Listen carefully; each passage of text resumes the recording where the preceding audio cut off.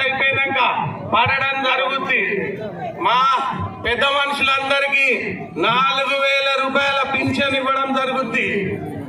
కాంగ్రెస్ ప్రభుత్వం ఢిల్లీలో వస్తే ఇక్కడున్న